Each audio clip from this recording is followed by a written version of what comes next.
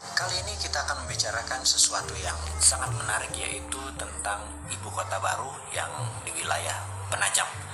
Jadi menurut pendapat pribadi, Penajam akan sulit menjadi ibu kota baru yang katanya pada tahun 2024 Penajam itu akan siap untuk menjadi pusat pemerintahan Indonesia. Secara pribadi, kita harus ngerti ini. Jangan biasa-biasa saja. Kita yang berada di sini ini bertanggung jawab kepada 200.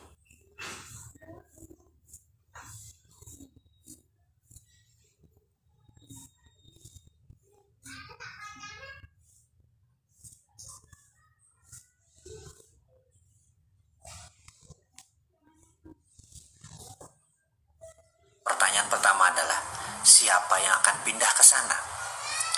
Apakah seluruh pegawai negeri di pusat pemerintahan akan pindah ke sana? Apakah pusat pemerintahan yang saat ini ada di DKI Jakarta akan segera bisa memindahkan lebih dari 500.000 orang yang terlibat di seluruh kementerian dan pusat pemerintahan itu bisa pindah dalam waktu 3 tahun ke depan? Tempatnya aja belum jadi, sarananya pun belum jadi.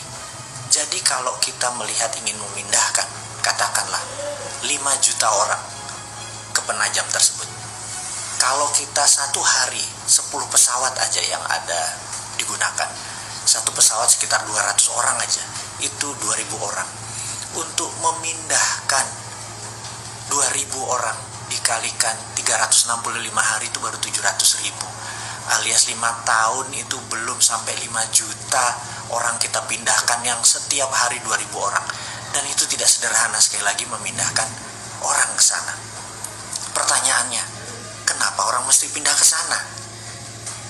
Dalam sejarah umat manusia bermigrasi, terbanyak adalah mereka yang pindah karena harapan tinggal atau harapan hidup di tempat yang lama sudah negatif. Untuk itu mereka memerlukan tempat hajat hidup yang baru, yang harapannya lebih baik, lebih cepat, lebih mudah, lebih sehat, dan lain sebagainya. Apakah di Penajam akan kayak gitu? Apakah di ibu kota baru nanti income seseorang naik 3-4 kali lipat dalam waktu yang cepat? Harapan apa yang ada di sana? Kalau tidak ada harapan yang lebih bagus dari tempat yang lama, siapa yang mau pindah ke sana? Kemudian, membangun infrastruktur. Membangun infrastruktur itu ada infrastruktur yang dasar seperti air, sistem jalanan.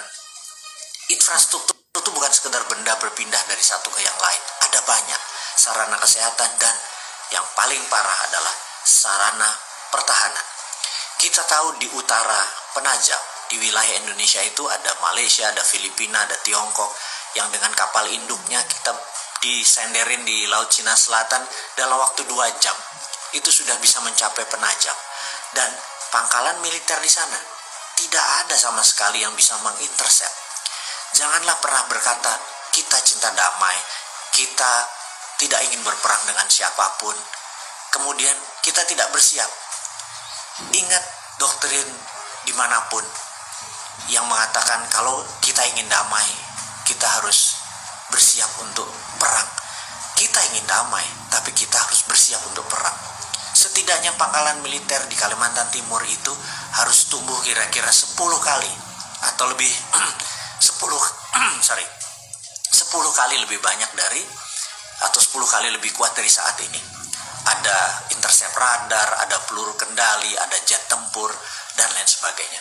Itu belum ada persiapannya sama sekali. Bahkan Kementerian Pertahanan yang saat ini adalah orang yang ingin mencalonkan dirinya di tahun 2024 untuk menjadi presiden berikutnya, itu pun tidak terlihat di buku putih Kementerian Pertahanan akan membangun pangkalan untuk melindungi ibu kota baru di Penajam sampai tahun 2024. Lah kalau dianya tidak membangun atau tidak menyiapkan, bagaimana kalau kita membangun sana sebagai ibu kota baru? Apakah hanya membangun seperti real estate, seperti Bumi Serpong Damai, seperti Alam Sutra? Itu pun memerlukan 20 tahun lebih baru terasa manfaatnya. Jadi kalau dikatakan ibu kota baru nanti akan jadi tahun 2024, saya bisa katakan itu tidak mungkin.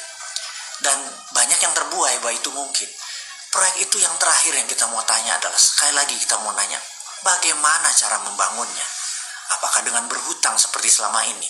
Saat ini aja 7 tahun itu mengutangnya hampir 5.000 triliun, menjadikan total hutang negara itu hampir 6.500 triliun dan lebih. Ditambah membangun ibu kota baru, itu lebih kali dari 5.000 triliun hanya untuk membangun seluruh infrastruktur di sana dan kesiapan software dan hardware. Kita nggak mungkin membangun kota hanya memindahkan hardware. Di situ harus kayak Wakanda, di situ harus digital country, pertama kali menjadi digital ibu kota berdasarkan berbasis teknologi. Dan ini semua tidak siap kita sekarang, teknologinya asing semua, membangunnya pakai uang asing, lalu membangunnya pakai hutang. Di mana kedaulatan bangsa ini? Kalau sebagai proyek mercusuar seperti orang megalomania, ya mungkin aja hal itu bisa dibangun. Tapi sekali lagi, para pejabat di atas dan para pemimpin tertinggi, Anda bukan orang megalomania. Jadi jujur aja, tunggulah masa yang tepat. Saat ini belum tepat. Jadi ada baiknya kita tunda dulu membangun, atau katakanlah tutup aja, tidak usah membangun. Kita nggak pernah kita menuduh bahwa begitu tidak dibangun, wah lo tidak komitmen. Enggak, kita mengerti. Karena kalau kita dikomunikasikan, Anda sebagai pemimpin adalah directed leader, mengarahkan, menginstruksikan. Kita paham kok. Kalau pakai buzzer, pakai orang bayaran, mereka nggak paham. Mereka hanyalah karena dibayar ya mereka serang aja udah. Pokoknya apa sabdonya Anda di eko aja sama mereka, diamplifikasi aja tanpa melihat bahwa implikasi itu sebenarnya tidak begitu maksud Anda. Sekarang Anda harus menjadi directed leader. Katakan tidak jadi membangun Penajam, katakan akan di-review ulang karena masalah pendanaan, bukan masalah yang lain. Menurut saya, hemat saya, ini adalah masalah pendanaan. Tapi kalau ditanya, oke, apa kamu cuma mengkritik atau menyinyir doang? Enggak begitu. New Mind punya solusi. Dari dulu, New Mind punya solusi. Dan pindahnya pusat pemerintahan tadi bukan ibu kota loh. Jadi membedakan. Kalau Penajam adalah ibu kota dan pusat pemerintahan. Namun, kalau New Mind itu berbeda. Ibu kota tetap di DKI Jakarta. Ibu kota. Tapi pusat pemerintahannya kita geser. Kita lihat ada 5.000 hektar pulau reklamasi yang saat ini berada di utara Jakarta. Itu diluruskan. Itu sebaiknya diambil oleh pemerintah pusat. Bukan membangun pulau reklamasi, tetapi kita mengacu sebentar ke fakta dunia. Bahwa kota Amsterdam di Belanda adalah kotanya berada hampir 4 meter di bawah permukaan laut. Apa yang mereka lakukan? Mereka membangun dam yang sangat besar di laut, sehingga air tawar yang ke laut itu ke dam tadi, dan air laut tadi ditutup dengan giant wall yang besar tadi, sehingga bisa melindungi Amsterdam dan dengan kendali kontrol dari sistem perairan tadi. Nah, kita tahu Jakarta sinking atau menurun perlahan. Kalau didiamkan tanpa ada usaha sama sekali, Jakarta akan tenggelam. Yang terbaik adalah buat giant wall di utara Jakarta, menutupi seluruh teluk Jakarta, ditutup dengan giant wall. Dan giant wall ini di dalamnya ada yang namanya 5.000 hektar tadi atau 3.000 hektar tadi tanah yang akan menjadi pusat pemerintahan. Di sana akan kita bangun seluruh gedung-gedung untuk perkantoran, untuk sarana mengendalikan Indonesia, termasuk ada landing craft untuk tamu-tamu negara. Dan ini semua bisa dikerjakan karena produknya 100% lokal. Yang jelas, kita tidak harus mengganti atau menambah pangkalan militer yang ada. Kita tahu, jika Singapura, Malaysia menyerang Indonesia, Pekanbaru bisa intercept. Jika Malaysia, Tiongkok dan Filipina menyerang Jakarta, Makassar atau Madiun bisa intercept. Juga jika musuh kita dari selatan datang, Madiun bisa intercept.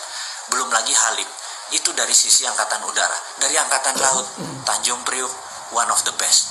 Jadi tidak ada satupun yang kita ubah di dalam sistem pertahanan melindungi ibu kotanya. Jadi selain biayanya murah, tidak antar pulau, ibu kota tetap Jakarta, tapi pusat pemerintahan yang digital, yang Wakandanya, itu ada di Pulau Reklamasi. Tidak ada ribut-ribut lagi di Pulau Reklamasi. Yang ada adalah solusi. Ini bedanya New Mind dengan Old